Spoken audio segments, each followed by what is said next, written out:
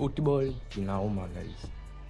Football inauma na football ina matokeo ya ajabu sana na matukio ya ajabu sana ndani yake. Jana Madrid kaonyeshwa red card mbili.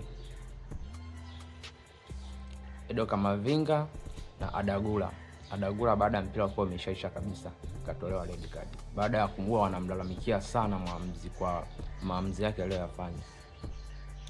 Tukio la kwanza kabisa ni tukio la penalty la Ferland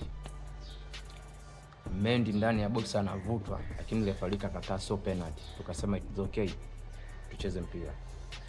Tukio la pili, yes, Camavinga tayari alikuwa ana yellow card ya kwanza baada ya kumchezea Jamal Musiala Paulo, akaonyeshwa yellow card.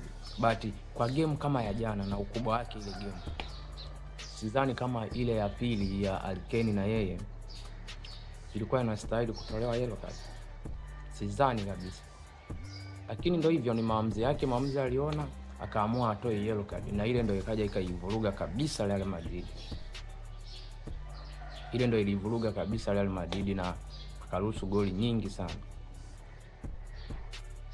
Lakini kwangu mimi, kwa game nilivyokuwa naiona, ile game tayari ilikuwa inaenda extra time, lakini maamuzi akaona atumia asilimia zake kufanya maamuzi yake, akaamua kumkatili Madrid.